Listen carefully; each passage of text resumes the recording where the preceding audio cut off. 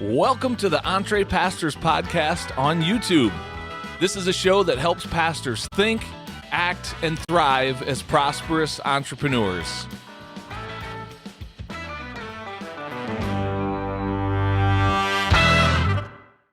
Well, hello everyone, and welcome to the EntrePastors podcast on YouTube.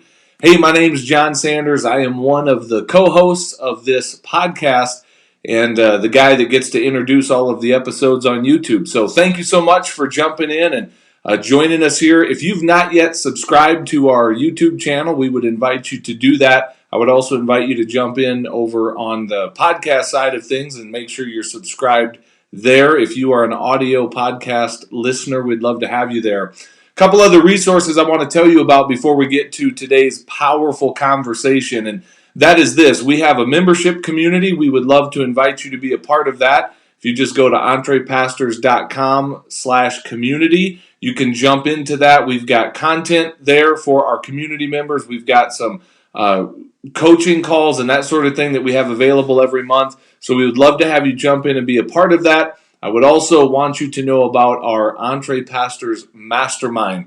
If you're on an entrepreneurial journey and you want to go deeper with a group of like-minded pastors that are really killing it in ministry as well as the marketplace, then check out our mastermind. Reach out to us. Let us know you want to be a part of that. Just shoot me an email, Jon, at entrepastors.com, and we'd love to bring you into that as well. But hey, let's get to the episode today. You guys are getting ready to hear a coaching conversation that Les Hughes and myself, my other co-host, that we did with a pastor. His name is Ben Watt. He's grown up in ministry. He's been around pastoral ministry his entire life. He's served in a couple different pastoral roles. But the problem is he also sees opportunity everywhere he looks for possible businesses that he could start and operate and run, and as a result have a tremendous amount of more resources to be generous for God's kingdom work in this world. And that's a huge part of his heart. So Les and I had a conversation with Ben. We're going to wrestle with the question, is it okay to want to be an EntrePastor? That's what we're going to talk about in our time together. So we're excited to share this with you. Without any further ado, check out this coaching conversation that Les and I did with Ben Watt. Here we go. All right. Well, Ben, I want to, first of all, thank you for reaching out. You connected with me with a really powerful question. And if you're okay with it, I'm going to just start by restating the question. And I'm paraphrasing here. It's not word for word, but your question to me was basically, is there a dark side or a downside to this whole EntrePastor journey? Like, for instance, in my case, did my pathway into becoming an EntrePastor cause the church that I was leading and had planted and led for 17 years, did it cause them to lose their shepherd? It's a fair question. It's a great question. And if we have time in the conversation today, I'm more than happy to go deep into my story and share some of the behind the scenes, because it's not what I can tell you. The simple answer is it's not that cut and dry to go, well, John pursued EntrePastoring and therefore the Rescue Church lost him as their pastor. There's a lot more layers to that, which I'm totally happy to jump into. But as you and I were talking back and forth on Facebook, that question is really flowing not so much out of my story, but out of your story, kind of where you're at. So I thought, man, let's jump on a call. And if Les and I can serve you by just going into where you're at and where you feel stuck or trapped or whatever, let's serve you there. So here's how I'll start the conversation, Ben. What would make this a powerful conversation for you? How can we serve you today? I'm not 100% sure, because I'll share a brief version of my story and you can help me know how you can serve me. I am in transition. I was a youth pastor for 10 years.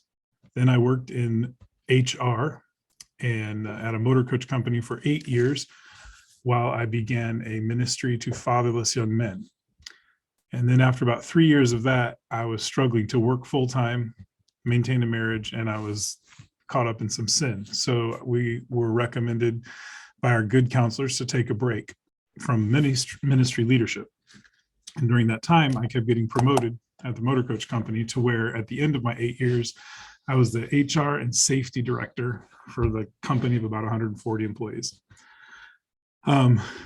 in 2019, I began to think, okay, the only reason I'm doing this work is because I know my income will drop if I get back into ministry. A lot of what we needed to work on was healed. And then our pastor resigned in 2019, and I was on the search committee, and it was good for me to be there and hear the questions they were asking and wonder if I'd be able to answer them. And then, to make a long story short, in 2020, I became the interim family pastor at our church. So we had a new senior pastor, and they were changing their leadership model to, instead of a youth ministry and a children's ministry, just one pastor who oversaw all of that. But they'd never done that before. So I was laid off due to COVID, and I was seeking God's will. And so for the last year, I served in that role as family pastor and continued to be part of the search committee to find my replacement. And then he came, and I spent a month training him everything that I had done. And I loved all of that. So now I'm at this point where I have to have an income for my family. I have a lot of business ideas. I've shared those with Jon in the past in a call. And there's one part of me that wants to go into ministry, and I know that will consume me. There's another part of me that remembers what my old pastor said. There's a lot of freedom in being a volunteer. And I recognize I'll give a lot of that up if I become a senior pastor or assistant pastor of a church. At least that's my fear.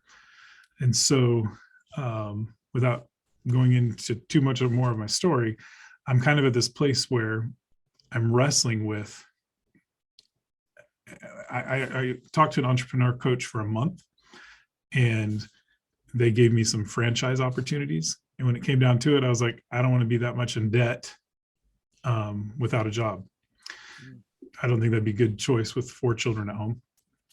But I also don't want to go pastor a church just because I don't have a job. So that's a horrible reason to go into ministry, by the way. There's plenty of other places to get a job than the church. So exactly. Terrible reason. But that's what I know.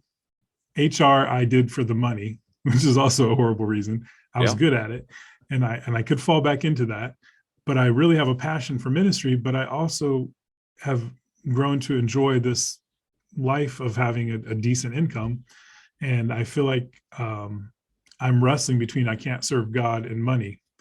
And if I pursue a business opportunity, for example, I interviewed with a financial services company, 5 interviews, ready to sign on the dotted line. And that's when my church needed an interim family pastor. So I said, guys, I'm gonna let this go. Well, I could build a practice there, and then in several years have the financial freedom to go do whatever I want in ministry. But I don't want to give up 4 or 5 years building a business. So I'm just kind of at this weird place in my life. So you can speak to that. And that would probably help me the most. But then in the context of this, I certainly have other questions that I shared with you. Yeah, absolutely. Can I ask a question, Jon? Just as we start, but I think this is really foundational.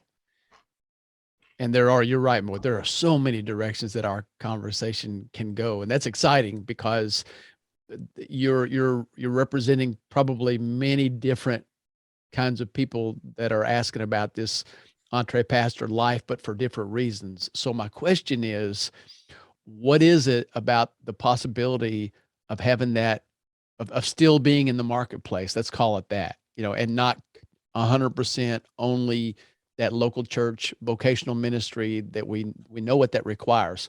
So is it, for example, we talk to people who are more excited about the financial possibility. We talk to people that are more excited about the life freedom, and it really isn't all about the money, but about the freedom that provides. For some people, they just like to be doing lots of stuff. They got lots of stuff going on. They get very bored easily, and it's just fun to them. So which of those, or what part of those really has got your interest, or makes you want to keep at least one foot in that world?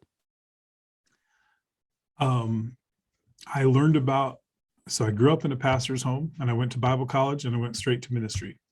I grew exponentially by working in the marketplace. I have way more grace with people than I ever did when I was a Bible college graduate. So I like keeping my foot in the marketplace because it gives me a real world context. I love to be, this is going to be the spiritual side. I love to be generous. And I know you can be generous without money, but I love to give money. Mhm. And that was difficult, frankly, when I made $30,000 a year with a wife and 2 kids. Sure. And then I also would love to do some things that are luxuries, not necessities. And I don't want to do that off the backs of little old ladies giving their 2 mites in the offering. I would prefer to have earned that money. Yeah. So here's a question I have. I have a couple of questions. One is, what if there isn't sides? And here's what I mean by that. What if there's not a ministry side or a spiritual side and a business side? What if that line is completely imaginary? And here's where I'm going to go with another question, kind of a follow-up or a side-by-side question. One of the things you had sent to me in just your list of random bullet pointed questions was, Jesus said that, you can't serve God and money, which he did say that. And so then your follow-up to that was like, so does being an EntrePastor conflict with that teaching? So my question to you, Ben, would be like, when you look out at the average church, is the only person that's serving God the one that's behind the pulpit, and everyone else that's out in the pews, are they all serving money? Like, where is that line a man-made concept? No, I love that you asked me that question because it gives me a different context. I feel called to ministry. When I've been praying and saying, Lord, what is it that you want me to do? Would you please give me a scripture? On July 29th, I prayed, please give me a scripture. And on August 2nd or 3rd, John 15:16 jumped out. You did not choose me, but I chose you, and ordained you that you should go and bear much fruit and that your fruit should remain. So personally, for me, I'm wrestling with that. No, I don't think the pastor's the only one serving God. And I love people like J.C. Penney, David Green, the guy that founded Hobby Lobby. I mean, these guys were servants of God in the marketplace. So I certainly think there's room for that. Maybe for me, the question is greater, is if I'm called to shepherd a flock, but I go into business, am I abandoning my call? And knowing myself personally, I really put my whole heart into whatever I'm doing. So maybe personally, I would have a hard time juggling both, but I still want to take my wife on a cruise without it being because somebody gave me their last $2. Yeah. Yeah. And I get that. That was another area I was going to poke around in. Earlier in the conversation, you talked about if I choose ministry, and I knew what you meant by that, like kind of in the church pastoral ministry, it's going to be, I can't remember if you said all consuming. There was a word that you used around that, but that was the idea or the message that I took from that if I go this route, it's going to take everything that I have. And even that, I just want to put a spotlight on that and go, does it have to? Like, I know what the ministry you and I grew up in, and just what the model we've seen is that where pastors, it is this all consuming singular focus. This is what I do 24/7, 365. But is that what God's calling upon our life is? Does it have to look like that? What if you could put everything you have into being an EntrePastor, where I'm an entrepreneur and I'm a pastor? Because here's my sense about you, Ben, and I'll make the statement, then you can respond however you want. My sense about you is that even if you try to go into that route of just, I'm all in, I'm a pastor and everything that means, and I'm just going all in there, there's something bubbling up out of your heart that is bringing you back to these ideas for business and opportunities and how I could serve people over here if we put a store of this kind or that kind in this neighborhood. Like, where's that coming from? And how are you going to spend the rest of your life suppressing something that might actually be put in your heart by God himself? Like, I'll let you respond, but what's going through your mind when you hear me challenge you like that? Because they will find you. The opportunity. You can't run it. Yeah. The opportunities will still find you. You'll still see them. You'll still have to make these decisions. One thing, and go ahead and respond if you would to John's question. Then I've got something else in a minute. The 10,000-foot view is, I think, people like Rick Warren, who wrote a book and then paid back his salary to his church. I admire that. And there's a pastor in our local community who opened up a coffee shop to support a ministry. He's the pastor and his wife runs the coffee shop. That's kind of cool to me. And so I think those things will come back to me. Personally, if you're looking to add value to Ben Watt's life, I have had 3 months where my church paid me. God bless them. I didn't get a severance for my motor coach company, but my church paid me for 3 months to soften the blow of transition. And I've been running with all of these different ideas, and I have 2 more paychecks, and then it's cut off, and I haven't landed. I've landed 1 gig that pays the office rent. so there's this pressure also. Thank the Lord for that. Yeah. Well, before we go to Les's question, so what are you doing currently right now? We don't have to spend a lot of time on that, but what is the office rent, the gig? Like, tell me more. I rented an office because when I got laid off in 2020, I did not do well staying at home. So I immediately found an office. They gave me 3 months free rent as soon as my time at Cornerstone Baptist Church was done. And I said to my wife, I need to go to work every day. So I moved my books in here. I'm sitting at a desk right now, and I have studied. I'm writing. There's a blogger. I won't mention his name. Well, maybe I could, but anyway, he does a 10-minute daily broadcast. He's an evangelist. I listen to his podcast and I write a 3-sentence description. He posts it as a social media. He posts it on his website, and I get paid per description. Mm-hmm. That's the side gig. Okay. And that's a cool story. I was trying to get insurance for this office, and I couldn't describe what I did to anybody, so they wouldn't give me good insurance.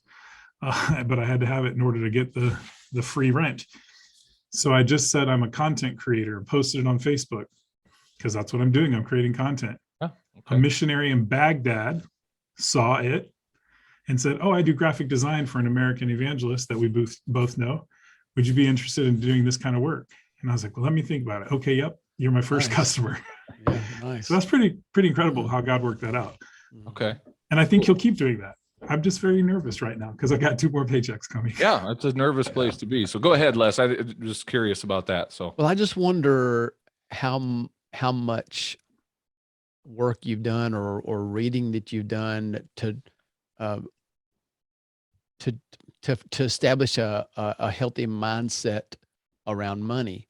And I know that's a much bigger question, but I do think there'd be some value in addressing some statements that I've heard you make or the notes that I saw from you. And one was just a moment ago. And I'll give you an example. I understood completely what you were saying, but here's how it came out.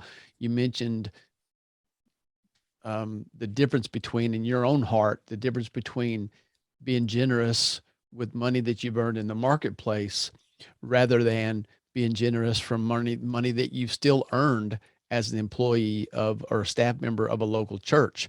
You said, I'd rather do it with money I've earned, as if you hadn't earned it by the work that you'd done in ministry. Brother, that needs to change, bro, because you are earning every bit of it. I get what you say because I have struggled. The reason I know it's because it sounds familiar to me. All right. So I still am very much a full-time pastor of a local church in Birmingham, Alabama. It's a outside a city kind of church. So it's a robust ministry. All right. That's where I'm doing, where our offices are closed today, but I'm doing this podcast, from there or this recording from there, this call. So that's all I'm saying is I wish that you would just, and Jon can certainly help you here because, man, he's coached so many pastors as well. And we can talk through some of those things. I just want you to hear that, you know what I mean? And because I hear what you're saying. I really do, but you're earning it. I mean, it's work. A worker is worthy of his wages, right? Before you respond, Ben, that is so good, that insight, but I'm going to defend Ben before he can defend himself and just say this. As soon as Ben gets that squared away in his own mind, there's still going to immediately be that, like, everyone else in the church thinks that, right? And not that we can control what other people think, but there is that narrative that basically says, well, you're not, it's different. Like if you're in the marketplace, you're working hard, you're providing content or, providing valuable services or goods. When you're in the ministry, you're kind of just, you're a charity case. You're just, your hands out, you're taking what we give you. So there is a cultural thing beyond Ben's own thing, but we've got to get it squared away first there. So Ben, I'll let you respond. I just wanted to defend you for a minute. Well, Les was beating up on you. Right. I listened to that. I think this is probably another whole phone call or episode. Yeah. I'm not a big fan of pastors being employees of the church. I think pastors are shepherds, and then the sheep feed them. And yes, I absolutely think I can do whatever I want with the money that I earn as their pastor. The thing that I meant to say was, when I make money in the marketplace, I have more of it to give away. Yes. I'm certainly okay with spending church money that's been given to me. But I receive what you're saying, because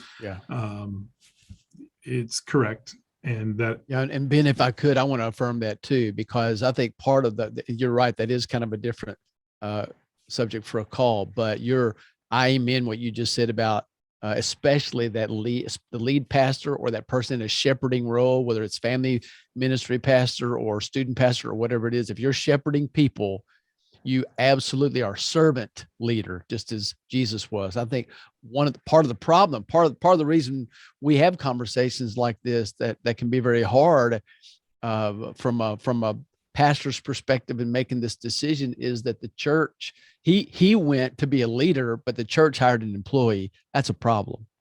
So I'm amening you 100% on that, brother. What I was really talking about was someone that was paid because of the generosity of the church members. That's what I mean in that sense. But you're still earning that. That was my whole point, and I know you agree with that. thanks. Ben, what goes through your mind when I ask you this question? Because I want to go down that road. I'm keying in on something you just said a minute ago about there's not as much. If I'm in the marketplace, there's more money than if I'm in the church, right? So 100%. And yet, for some reason, in the United States and our lifetimes and beyond, we have built this model in the church where there's a narrative that says, if you choose to obey God's calling down this path, you're gonna make less money.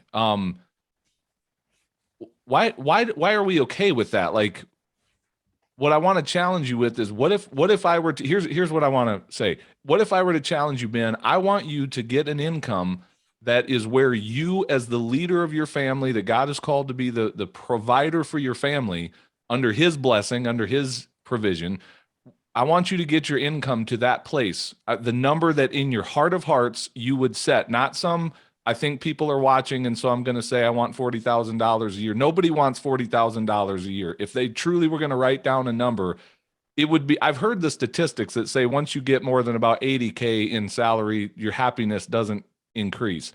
Okay, we can argue about that if we want, but let's go to the other side of that says between 0 and 80, there's a happiness scale that goes up. So anyway, what if I challenge you, Ben? I want you to make a good salary. I believe you're going to be generous with it. I believe God's given you a spiritual gift of giving, and it's hard to exercise that gift when you got jack to give. So we can talk about what serving in the church looks like after we get your income to a point that it's blessing your family. Like, go ahead and respond to that. I want you to make some money, Ben. Good. We're on the same page. Good. So let's go do that. So here's the thing. When I made about $80,000, we had everything we needed. 90 might have made us a tad bit happier, but any more than that wouldn't have.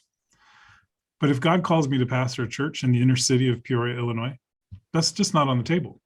Mm-hmm. The other thing is, if God calls me to pastor a church in an affluent area where I was the family pastor, they paid me almost as much as, like, they took good care of me. The fact that they paid me for 3 months after I'm not even doing anything tells you that it's a pretty affluent church. The problem is that and this is a culture thing, but in those kinds of churches, then there is that attitude of, we're paying you this much money, so this is what we expect from you. And I'm not against accountability, mm-hmm. but there really is freedom. I don't want to have to evaluate every time I go to lunch with somebody, right, is this ministry or not? Right. And so if I built a church and I said, look, I'm your shepherd and I have my own income. And so anyway, let me back up. So I know that about 80 was probably enough for our family of 4 to live in our middle-class house and have great neighbors and all that stuff. But my sights are set way bigger than I could ever justify a church. Yeah, I love that. I think that's great, man. I do.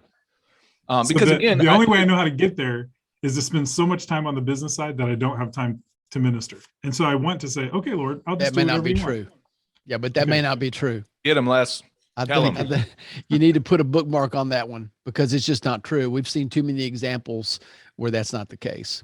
You just need to kind of start with the end in mind. If that's not what you want, what do you want? And then reverse engineer the life that's going to get you there. And we've seen Yeah. so many examples of people and we're doing that too, by the way. I mean, I don't want to spend 100 of my 168 hours a week at work, and I'm not. So we know that it's possible. Absolutely. And so some of that is, it's some of that's a learned skill where you're going to build your leadership development, that muscle is going to keep growing. You're going to build systems. But there's ways of doing that. I mean, we have those types of pastors in our communities who are great shepherds. They love their church and they lead their church and shepherd the flock, but they have multiple businesses going on. And again, they're not out there every day they're not the tip of the spear with the paintbrush in hand or the, whatever in hand. They're behind the scenes. They've got leaders that are representing them. And so that's a whole thing. Like, we can help you with that. Ben, I love the fact that you're not wanting to see pastoral ministry as the primary vehicle to a six-figure salary. There are some pastors who make that, and justifiably so, because of the size of their churches and the budgets and all of that. I have no issue. So if you're listening to this as a pastor who's making six figures, I'm not necessarily mad about that. But if you're looking at that as the primary vehicle, most pastors aren't going to make a six-digit salary from their church, and that really shouldn't be their motivation anyway.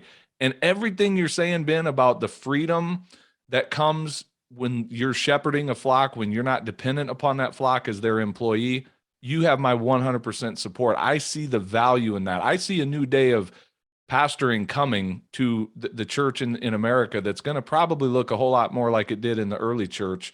Mm-hmm. But where I'm fighting for pastors is, let's get over this thing about having an issue making good money. The more financially secure you are outside of the church, the more powerfully you're going to be able to lead the church. And just the healthier your family is going to thrive. And so that's where I really want to help pastors get over this thing in their mind of, well, man, is it okay for me to make money? Is it okay for me to give what if I tell you, Ben, maybe early on, you're giving 90% of your focus to your entrepreneurial pursuits and you have 10% to give to the church. And that percentage may change as we start to get your businesses or business, whatever it is, up and off the ground and some systems in place, and you might start finding more bandwidth to serve a church, but yeah, I mean, I'd love to hear your thoughts on that. Yeah. So I think the day that I sent you the message and said, does EntrePastoring conflict with serving God and mammon? Money. Sorry, King James. I know what you're saying. I can translate. We got it. I think that was a pretty low day for me.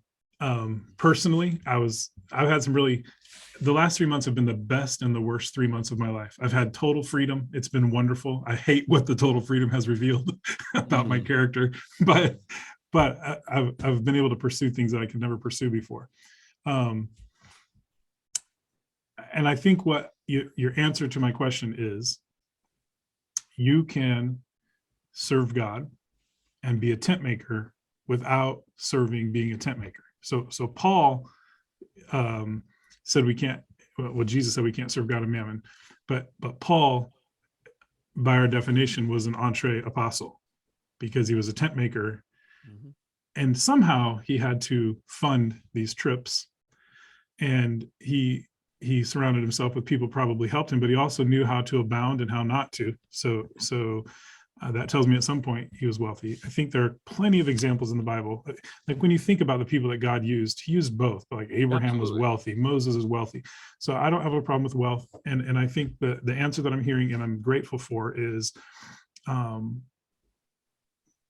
is not opposed to you creating wealth. For me personally, my systems are probably the problem because the good ideas aren't being executed because I'm all over the place on the map trying to get them done.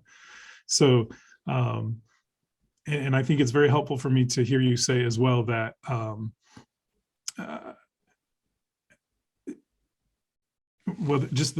so when I think of the inner city church, I think of a church in Peoria that I would love to be their pastor. There's no way I could afford to be it. But if I had an income stream outside of ministry, then I could. And so I think you've answered my question. I'm not doing a good job of repeating it back.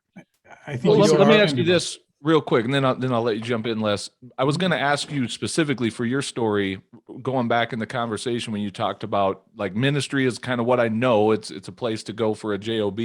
Is there any place right now that's a real opportunity that is saying to you, Ben, if you'll come and be our pastor, we'll give you your full-time $24,000 salary or 30,000? Like, is that even on the table specifically right now? Well, there was about 3 months ago as an assistant pastor for a guy who wants to retire, and he thought he could pay me $50,000. And I don't know if that's still on the table or not, because I kind of told him, well, let's wait and see. Okay. Because I'll challenge you with a thought. If there is, this is just a thought. I am a both and thinker where I would say, what does it look like for you to approach that church that may be reaching out saying, hey, will you come and work with us? To say, I will. And I'm just spitballing here, but if they're saying we can pay you 50, where you go, okay, here's the thing. I'll come and do this for 50, but I want to define where my role begins and where it ends, because I'm also doing these other things. And I want you to know this. I have another job, and maybe they say, well, then we're going to have to pay you less. Okay, we can anything's negotiable. My deal with most pastors, not all, but with most pastors is what your church is calling a full-time salary, I'm calling a part-time salary anyway. I challenge the average pastor. You don't need to ask permission. You just start building something over here, because God knows you love these people. You're pouring your heart and soul into them. You're going to serve them and lead them.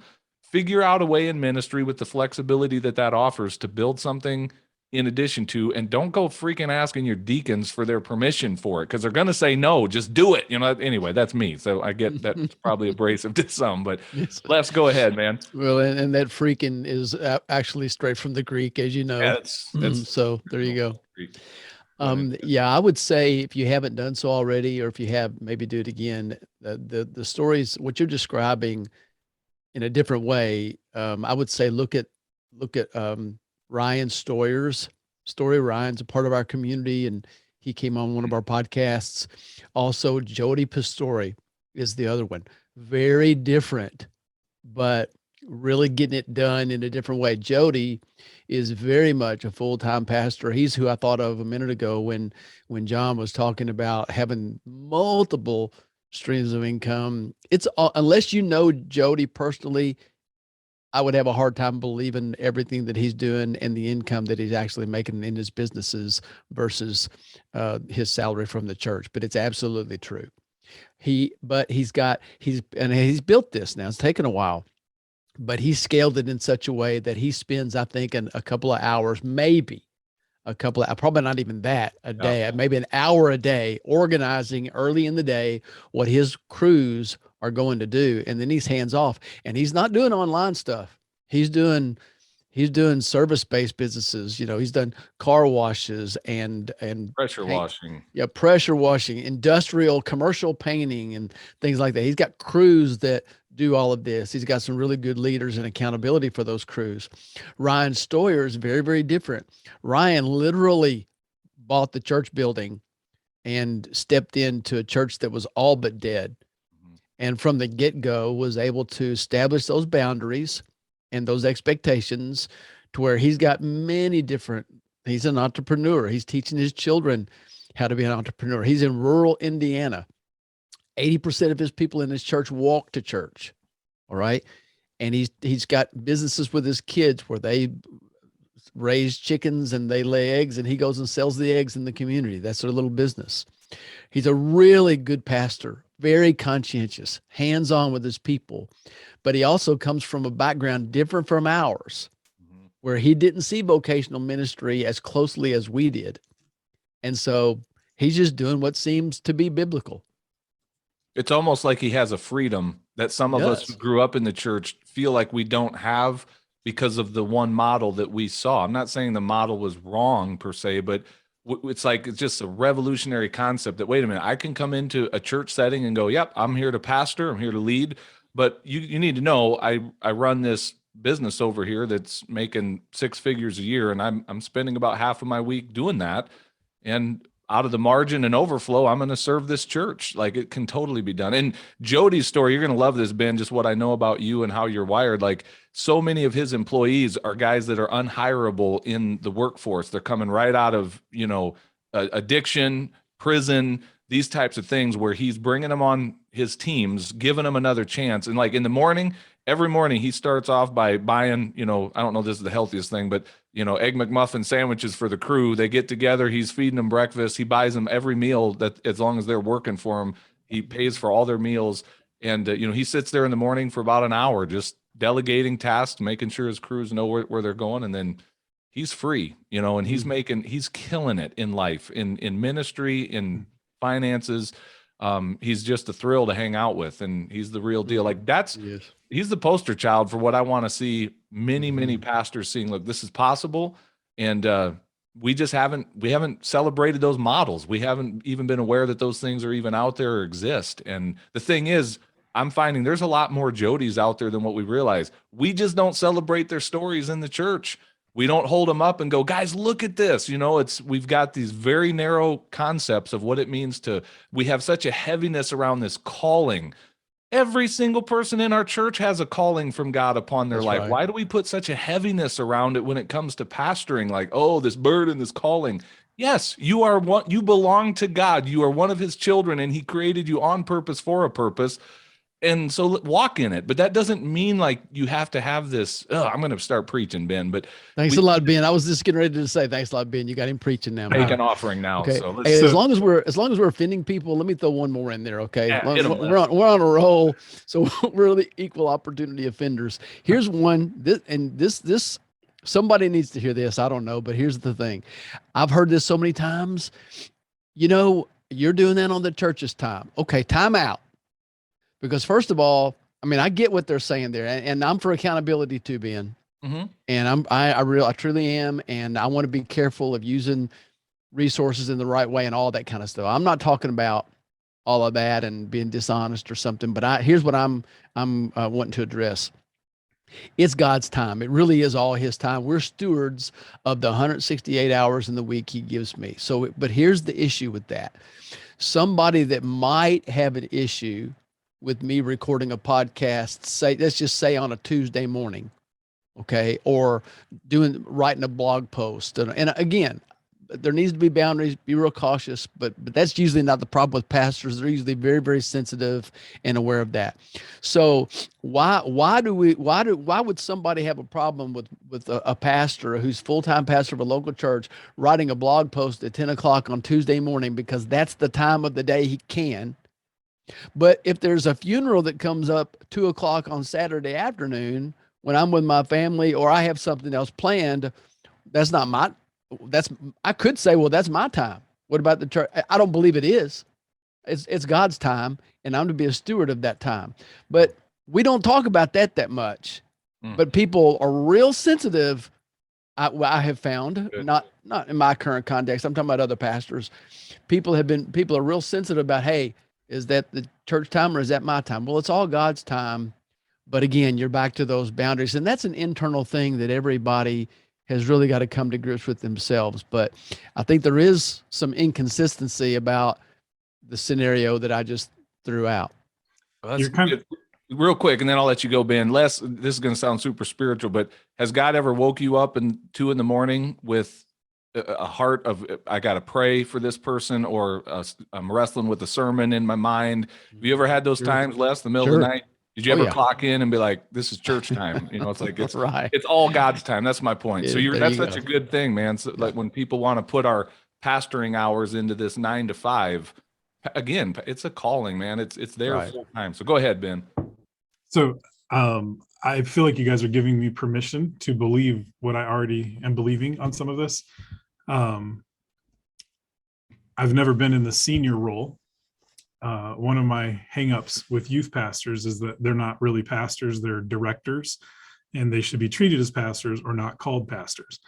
And where I'm coming from on that is I am the guy who kept a spreadsheet at 2 o'clock in the morning. If I woke up the next day, I woke up and prayed for half an hour. Nobody ever asked to see it, but just in case. And I did send it to my pastor for a whole year. And when we were bringing on the guy to replace me, he said, "Do you think I should have him send in a spreadsheet?" I said, "Absolutely not." I said, "That's the most miserable thing."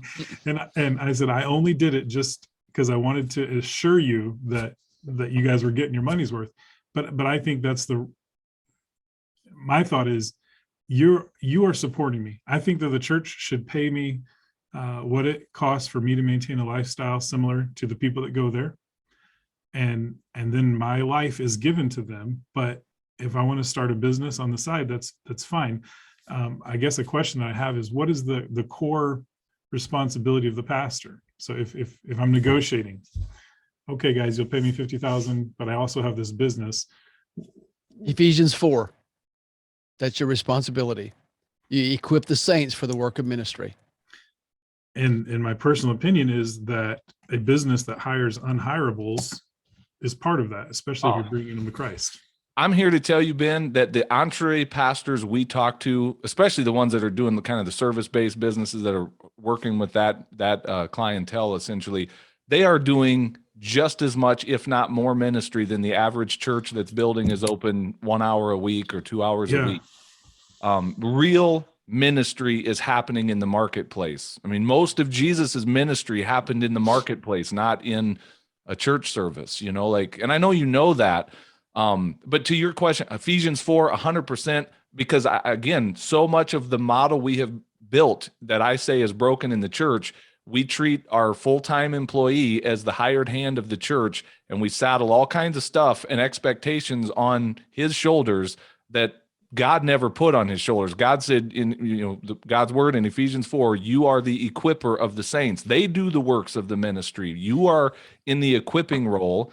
So I look at, if I'm going into negotiations, if you will, with the church and saying, John, we want to bring you on our staff full time and you're going to be our pastor, whatever. Okay, let's talk about that. I mean, again, it's going to be somewhat built upon how much of my time can you afford to pay me? And if they're like, look, we can only pay you $1,000 a month, you're getting a sermon on Sunday, and I'm giving a lot of my time for that to happen. You know what I mean? Like, I'm not, don't run with that. I'm just saying, like, you need to really stand in that place of like results. Like, I can deliver these results for this amount of money, basically. So what this is really helping me with is feeling okay with that kind of a conversation. Like, I even said to my wife well before this call, if I go into another church ministry, I think I'm going to come in and say, look, I don't want you to pay me for my time. If there are certain responsibilities you want me to accomplish, tell me what they are. But my job is to be a good Christian who is a good shepherd, who equips people. And if I can, in good conscience, do that in 3 hours a week, then you have to, in good conscience, feed me. Yeah. And that may be the approach that you're most comfortable taking. Just personally, I just personally would stay away from that time conversation, because really time has nothing to do with it. They're bringing you on for your leadership, for your experience, for your know-how, for your sense of the direction that that you believe God is leading, for being a steward of the word, for some pastoral care as needed. So, man, I think you're on shaky ground with that time conversation, because you do what you need to do to meet those responsibilities and fill that role. I'll add to that. In the marketplace, same thing. Like, the lowest level of business is trading your hours for time, or your hours for dollars. Like, when I work with coaches or people that are wanting to be coaches, again, in my world, it's a lot of pastors that are going down that route. That's my community. And they so often are tempted to say, well, I'll charge $50 an hour. I'm like, no, you won't. You don't charge on an hourly basis for your coaching. You charge based upon the results that you're helping someone get, which are kind of priceless, honestly. If I can help you accomplish your dreams and level up to the next level or two in your life, how do you even put a price on that? It certainly, if we are going to put a price on it, isn't going to be $50 an hour. Like that, I don't work for $50 an hour. And same in the church world. Like, you're a professional, you're doing a professional role. It's not about time, because the reality is I'm here to lead and feed this flock. I'm going to put more time into this than you can afford to pay me for. But I'm here to serve, and I'm going to serve you well, but I'm also going to feed my family well. And that's going to require some of this over here Good. I love it. Again, go ahead. I'll shut up and let you And talk. as far as those results go, man, I would rather, in fact, I would pay for 30 minutes of someone's time. We could name names to someone who has done it, who could help me get there as well. Then I would pay for 8 hours walking along somebody that was just theory and talking and good, had the gift of gab, or was funny or something. I don't want all that. So it's not about the time, it's about the result, just like Jon was saying. I would like to change directions a little bit, if that's Go ahead. okay, and take advantage of this free coaching session. You Go can ahead. edit that part out. Personally, in my life, so I have just two. I really think you've answered my question about, and I'm very grateful for the investment you've just made. Two questions about me personally. My wife and I have had a rocky marriage. A lot of conflict in the home, and I was addicted to pornography. God has given me great victory. Since 2017, I have been leading men's groups. I still slip in that area. My character disappoints me, but I'm not addicted to it. And anytime I slip, I have a group of men who know about it. And so God has given us good victory. We have much more peace in our home now than we ever did before. But my pastor said to me, I don't think you're ready to be the senior pastor of a church, because your marriage is still mediocre, and it could, like, he's counseling with us and we're improving, but he's like, I just don't think I could give you a strong recommendation to be the senior pastor of a church at this moment. So I'm personally conflicted, because he said, you have the giftings, the Bible and all of that, but I feel like you need to have a strong marriage if you're going to go tell people to have a strong marriage. And so we're working on that, and we'll get there. But then I have this in-between time. I can go back to the marketplace and begin to learn yet another career, because my training is all in Bible school. And then I was the first HR director. So I kind of learned as I went along at my last job.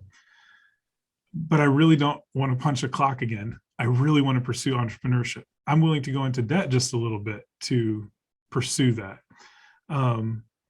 So with that said, I have 3 ideas that have kind of risen to the top.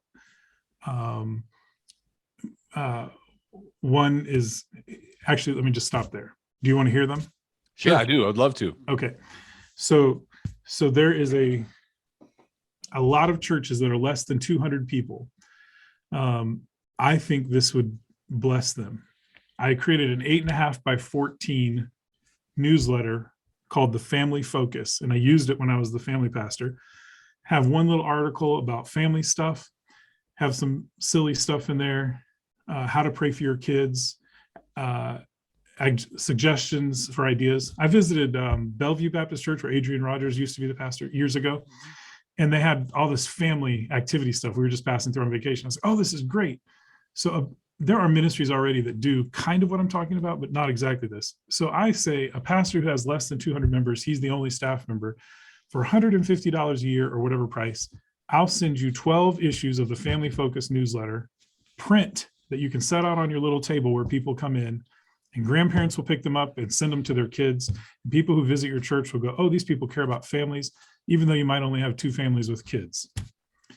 $150, the smallest budget wouldn't even miss. And if I did that 1,000 times, there you go. And I love putting together those newsletters. That's one idea. And that's the one I think I could move the fastest. People have told me it needs to be digital. Yeah, I'm listening to you, but I think the market here is for people who would like something in their hand. I agree. One of my 30-year-old friends said, Ben, if there was something like that in our church, I'd read it during the service. I said, yeah. And if you weren't reading it, you'd be asleep. So that's okay. That's a selling point. Make sure you put a crossword puzzle or something in there for all those people that are bored to tears. Okay. And then the other 2 are, I've read several books by Dan Ariely. He was burned seriously as a kid, and now he's a professor. I think he's Jewish or something, non-Orthodox though. But he studies motivation. So he's wrote Dollars and Cents, and he's wrote. Did he write Man on Fire? Maybe he wrote Predictably Irrational. basically, though, what I learned is that people are motivated by loss more than by gain. So I tested this. My kids are playing a video game, and I said, hey, if I give you $10 right now to go cut the grass, would you do it? Game's pretty engaging. So what if I told you, you have to go get $10 out of your bank and give it to me if you don't cut the grass? Okay, we'd go cut the grass. So that motivation of loss. So I have a coaching idea where I have 7 or 8 things that you do every morning. You pay me $300 and I will come up with the 7 or 8 things that we're going to do for the next 30 days. Then you give me a $900 deposit. And every day that you don't do it, I take away the money. $10 the first day, $50 the second day, and $30 for the rest of the time. And what I guarantee is my program will work or you don't get your money back. That's intriguing. I've got 2 customers who are willing to try it. I've used Google Forms to create a daily check-in. So they just check in if they did it, and that's how I'll know whether or not they get their money. And then the third one is this podcast. Growing up as a preacher's kid, and I've worked at the inner city, 3 boys that I spent hours and hours mentoring have been shot and killed. Ladies who loved me like a grandchild when I was growing up, but they weren't related to me. I know so many people, as all of you do too, who have died. I have this idea for a book called 39 Funerals, Lessons About Life I Learned from People Who Died. One of my mentors in the purity community said, Ben, you should make that a podcast first. That'll help you organize your thoughts. And I am a much better talker than writer. So he said, make that a podcast and just call it 39 Funerals. And as the word gets out, people listen to those stories. I don't even know who the audience would be, but they're inside of me and I want to tell them. And each one would kind of be, it wouldn't be a sad podcast. It would be like, this is what I learned from this person. Yeah. And kind of an intriguing, like, how does this, I've told a few people who are not in ministry, yeah, I've got this idea for book 39 Funerals. And they're like, you've been to 39 funerals? I was like, you have no idea. Been a lot more than that. Yeah. So, can I give a little feedback just for a second, just personally? I think all 3 would work depending on what fuel, what do you pour gasoline onto. But I really like the first one short term. But I think the third one is a home run. It's a little bit longer game, I think. But I think you can do those things simultaneously. And I mean, we could give you information later on, but you could actually, as you're doing the podcasts, there's software that'll transcribe the audio of that. You go in, edit it, smooth it out, or get somebody else to help you as a editor or ghostwriter produce that thing. If you could do it in 2 to 3 months, probably, maybe let's just say 3 months. And then you're starting to be considered as an expert in the field. When you've got that book out there, you're an authority. You are. The field of funerals. Yeah, you can be sponsored by funeral homes. I love it. Yeah, you're an authority in the field. So, well, what would be wrong with that? Oh, nothing. I love that. There are some people, I guarantee you that they would do that. So, I mean, have a copy of it in their waiting room, or give it to their to the people that come in, to the people that they're serving. Give a copy of that to them. You know. I want to weigh in with some feedback, but a couple questions. Did I hear you say correctly under the coaching idea that you already have 2 people willing to put $900 down to play the game? I'm the first one. I got a guy and I said, if I give you $1,200, can we work together on this? And then the second one is somebody I shared the idea with, and he goes, I think I'd be down for that. Okay. And he's a good friend who would be a trial example. Both of them know that. It's an interesting concept. Because it's kind of like I'm inspired by competition, right? So it's like, okay, I pay you if I'm understanding you right, I pay you $900. You're keeping 300 of it, period. But you pay me $1,200, but you get 900 back. Oh, okay. I like that even better. So then you're getting help me with the math. So you're getting $300. Right. Yeah. Okay. But I love the single concept. session. Yeah. Yeah. So you meet with me once, you lay out my morning routine or whatever. There's obviously some honor system, or maybe you build a way that you can actually see if I'm checking. You have a daily check-in that you have to respond, and it will be time-stamped. Okay. I like that. The part I wanted to question was just whether or not you actually if you have people saying I'm in, I want to know more about that, because you're at a place right now where it's like, we need some income. You had mentioned debt. I'll come back to these in just a minute. You had mentioned being willing to go into debt. What would you be going into debt for specifically? Do you have a thought of like, sure. But what kind of debt is that? You talking about like just filling Like up credit groceries cards? and gas. I mean, I Credit literally, my card. money runs out in 2 weeks. I have some savings, Credit but card, Do you have a? Is there? Well, here's what I don't bought want this. you doing. What I don't want you doing is running out. I don't mind if you take a risk and if you're fun, if you are in debt to fund an entrepreneurial thing. Like I'm not, I love Dave Ramsey. I buy into so much of his stuff, but I also learned from other wealthy people who have a different take on debt. Like if you're just out running up credit cards, I'm 100% with Dave Ramsey, but I also do believe there is a time and a place for certain types of debt. And so all I'm saying is I'd hate to see you out, running up a bill on a credit card. There's better forms of debt maybe, and that's a different conversation we can go deeper into. But I think what I was referring to specifically is if it would take me 2 months to get my newsletter going, and I welcome pushback on this, maybe I'll put my expenses on a credit card for 2 months. But because in order to maintain our lifestyle, I would have to have a career type job. I don't know, but I thought by now the next every job I've ever taken came to me. First ministry job, they came looking for me. I didn't even submit a resume. Peoria charter coach, where I eventually became the HR director. I interviewed there and told them, no, I don't think it'll work. They got a new director of operations who said, we need Ben Watt working here. And they called me back and said, we'll make the job work for you. It was awesome. The family pastor position, they came and asked me, would you fill in since you have time and experience? I was like, yes. I didn't have to pray about it. I mean, I'll pray that God stops it if it's not your will. So during these 3 months, I thought that the right thing would rise to the top, and it hasn't. So this is the first time I've ever actually felt like I have to go find a job. And actually the right thing might be rising. This conversation might be pushing me to pursue some of those things. But Can I do just one thing, John, real quick? Here's both sides of that equation, Ben, because I've been at both places, and you sort of I think you choose the day-to-day that you want. I was going to use the word stress. That's a little negative. Whatever you kind of, because there's a different kind of pressure. All right. So if you have something that will help just meet your basic needs during this time, it takes away from you appearing or sounding needy to people that you're talking to about your services, whatever they end up being.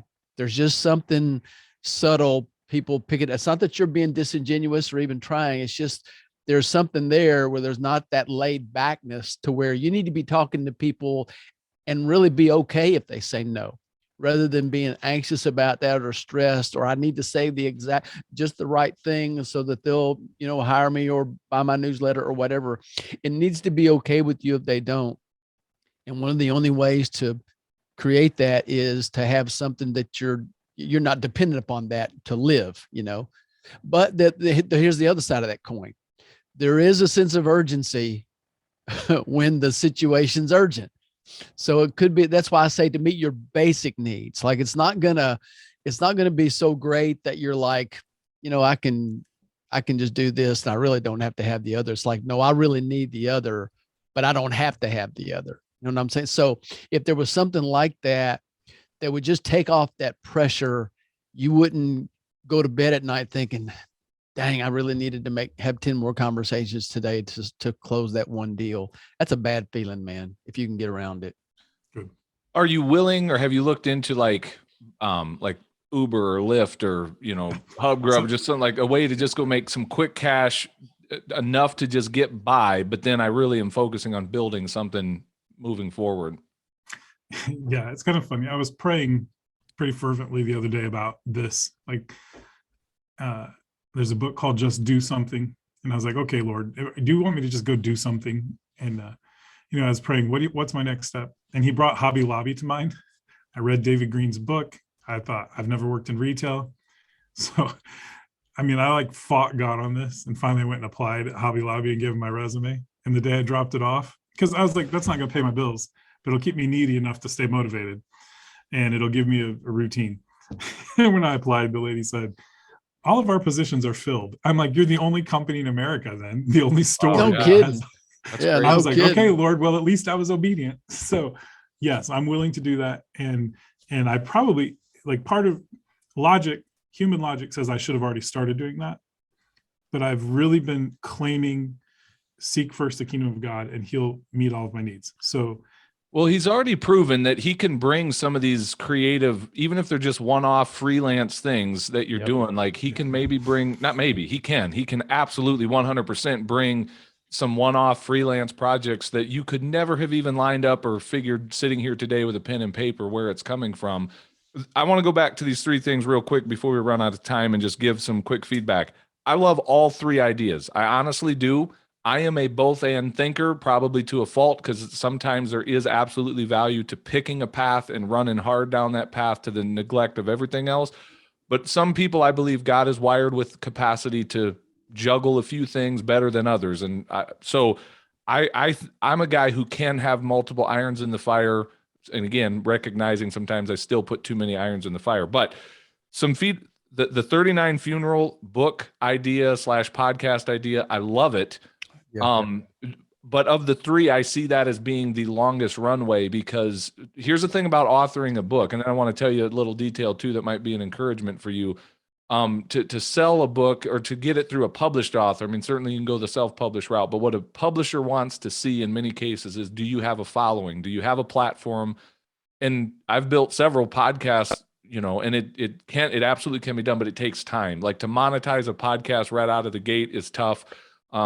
And the thing I want to share with you, just a little detail, and if we share this with anyone else, Les and I have not gone public with this yet, but we actually are working out what's going to be called EntrePastor's Press. It's going to be a division of Morgan James Publishing. They're like the 7th largest publisher in the country.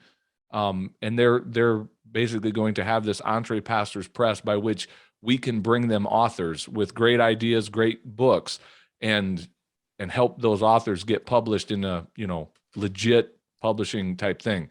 So we actually have two. Les, do we have two in the pipeline right now, or one for sure with a potential? One has a contract. One has a contract with an advance, and the other is in the pipeline. Well, hey, thanks for watching this episode of the EntrePastors podcast. Make sure you hit that subscribe button so you can be notified every time we release a new episode. If you'd like to get connected to other pastors who are learning to think, act, and thrive as prosperous entrepreneurs, then we invite you to check us out on Facebook. Just search for the EntrePastors Connect group, answer a few of our simple questions there, and we'd love to include you in the conversations. And if you're really ready to go to the next level, then we invite you to join our EntrePastors membership community. When you become a monthly subscriber, you will receive access to courses, exclusive community, and coaching that will help you along in your own EntrePastors journey. If there's anything else we can do to serve you, please visit us at EntrePastors.com, and we will do our best to serve you there. God bless everybody. See you soon.